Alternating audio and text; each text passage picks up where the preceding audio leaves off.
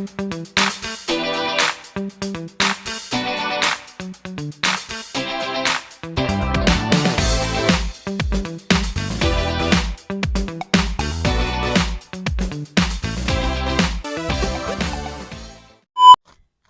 good evening guys. Ayan, good evening. So ngayong gabi na ito guys ay since bukas ay undas na, November 1.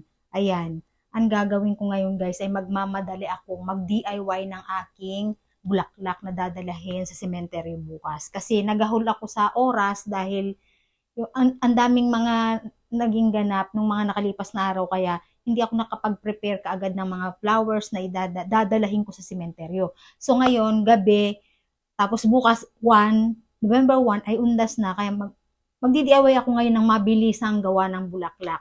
So ayan guys, bago ako mag-umpisa ay welcome back to my channel. Siyempre, Hilda Chavez Evio po. Ayan, nasa ibaba. At sana ay maging masaya ang inyong long weekend ngayong taong ito. So ayan guys, umpisahan kong gumawa ng aking madali ang bulaklak para sa araw ng mga patay bukas dahil ang dami ko kasing pagbibigyan kaya nagtipid ako. Siyempre kung ano yung magandang pwede kong gawin na talagang presentable naman, ayun ang gagawin ko. Kasi marami kaming mga yumaong kamag-anak at kapamilya kaya kailangan lahat sila ay mabigyan at magawan ko ng bulaklak. So ayan guys, uumpisahan ko na ang paggawa dahil madilim sa labas. Una kong gagawin guys ay kukuha ko ng dahon na pwede kong ilagay dun sa aking bulaklak. Kaya pipitas ako ng dahon dun sa labas kahit madilim na, ayan, dilim na nakikita sa bintana kasi gabi na guys. So ayan, punta muna ako dun. So ayan, dito ako ngayon sa labas. Ayan, ang dilim guys, gabing-gabi na nga talaga. Ayan, kukuha ko nitong dahon na eto, parang dahon ng palmera, pero hindi naman talaga ito palmera. Hindi ko alam kung anong tawag dito, basta halaman ko lang ito dito sa bahay. Maganda itong dahon na ito guys kasi hindi nalalanta kahit na mga 2 days pa siya na nakalagay sa flower o sa mga bouquet, hindi siya nalalanta. Kaya magandang ilagay ito kahit walang tubig yung aking bulaklak. So ayan. Ito guys, kung naaalala nyo ay ito yung aking bouquet na ginamit dun sa silver wedding ng aking friend nung ako ay naging sponsor sa kanyang silver wedding. At ako din guys ang gumawa nito. Ayan, kung naaalala nyo dun sa isang vlog ko, nandoon ang kung paano ko ito ginawa. So ayan, itinabi ko ito guys at ngayon, ibang bulaklak na naman ang lilikhain ko para naman sa mga patay. Ayan. So, meron ako ditong empty boxes na maliit. Ayan. So, ayan. Meron ako ditong kahon. Siyempre, para hindi lang medyo mabigat naman, hindi ko siya lalagyan ng lupa or bato. Ang ilalagay ko guys ay itong lumang mga patapon na styro. Ayan. Para naman magaan siya kasi itutusok-tusok ko itong aking mga bulaklak para kumapit siya. O, diba guys, dahil dry itong bulaklak ko at artificial, hindi ko kailangan ng tubig o yung foam na kulay green na pagkakapitan ng bulaklak para hindi malanta. Ito talaga guys, walang kalanta-lanta. Kahit umabot pa ito ng sa susunod na taon, kung hindi siya masisira, ay buhay pa itong aking bulaklak. Yun ang pagandahan at yun ang kaibahan ko sa mga ibang magdadala ng fresh flowers. Ayan, tusok-tusok ko lamang ito guys. O, diba? Biruin mo guys, kung itinapon ko ito at idinagdag ko na naman sa basura ng kalikasan or sinunog, edi parang nakadagdag na naman ako sa baha or sa rumi ng ating paligid. Kasi kahit naman ipakuha ko ito sa mga dump truck, kapag basura na siya, itatapon din sa mga area na tapunan. So, dagdag basura na naman. At napakaganda pa niya. Buhay na buhay. Wala siyang pinagkaiba sa fresh flowers, guys. Ayan, ayan, ilagay ko na siya dito. Next naman ito, guys, ay dahon na lamang ang ikakabit. Wala akong ibang ihahalo na. Ito lang at ang dahon. Kaya maganda na siya. Dito ko lang ilalagay sa mga gilid. Kung biruin nyo, yung aking flower ay artificial na patapon na bulaklak. Tapos, yung aking dahon ay tanim ko lang din. Oh, wala naman akong kagastos-gastos dito. Saan pa kayo? At kapag ang ganitong klase ng bulaklak ay bibilihin ninyo guys sa bilihan ng bulaklak, ay syempre may kamahalan. Siguro mga nasa 500 or 250 pesos na ito. O yan. Yung gupit-gupitan ko lang itong dahon para magkaroon siya ng design, mas gumanda pa siyang tingnan. Ganyan lang guys kasimple. Isip-isip lang tayo ng paraan para hindi tayo masyadong gumagastos. Tapos, napapakinabangan pa yung mga basurang patapon. O, ayan. Ganyan lang siya guys. Napaka dali lang gawin. At dahil may iba pa rin akong mga gagawin, ibang klase na naman ng mga recycled materials ang gagamitin ko dun sa mga iba naman.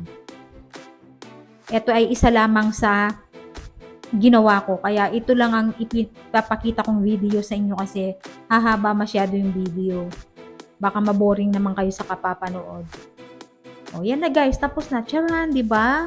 Ang dali-dali. Walang kaya pagod-pagod. O, para naman mas gumanda pa siya, meron ako ditong lubid. Ayan. Pupuluputan ko lamang itong kanyang kahon para mas maganda pa siyang tingnan. O, di ba guys? Ganyan lang.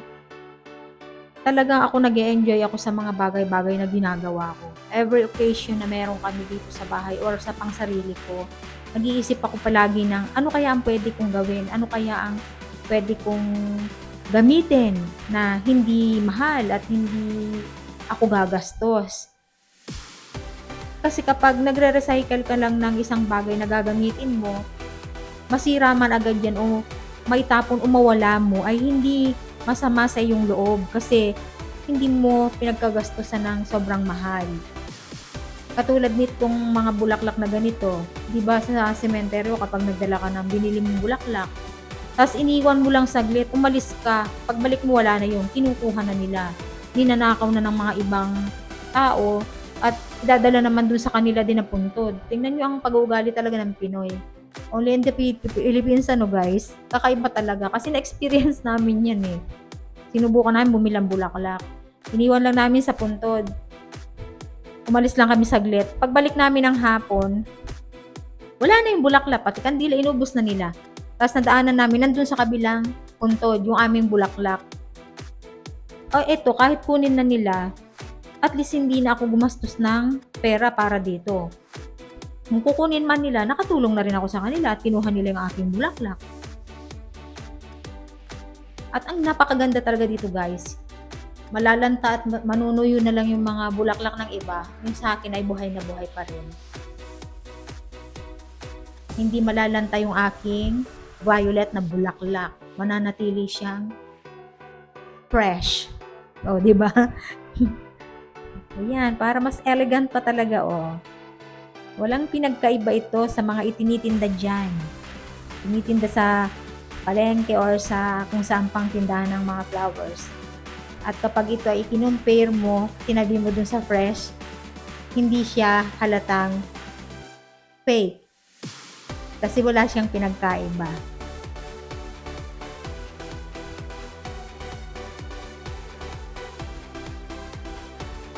So, ayan. Lagyan ko lang ng konting tagay dito para may bit-bitan naman.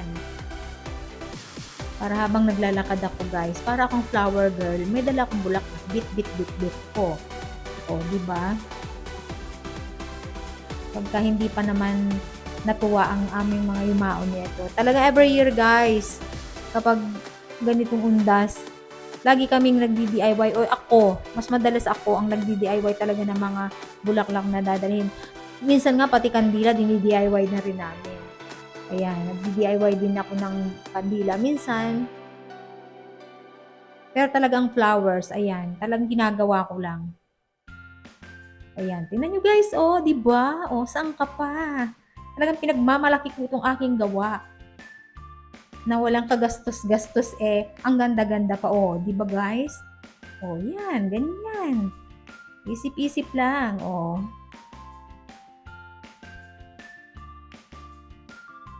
So, ready na bukas at go naman ako dun sa iba ko pang gagawin. Kasi hindi lang naman isa meron pa akong ire-ready para pag doon naman sa Manila, meron pa kami doon. Kahit hindi na undas ay pinagdadala namin. Talagang ginagawan ko pa rin yun. So, charan! Di ba ang ganda guys?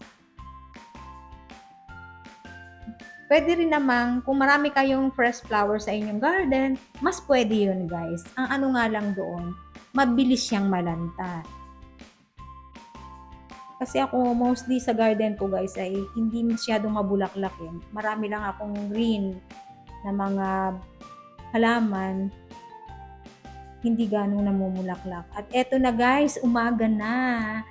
Pupunta na kami ngayon sa sementeryo. At eto ang itsura niya ngayong umaga. O di ba guys, hindi pa rin lanta. O, lumipas ng magdamag. Oh, hindi nalanta kasi hindi talaga ito malalanta ever since.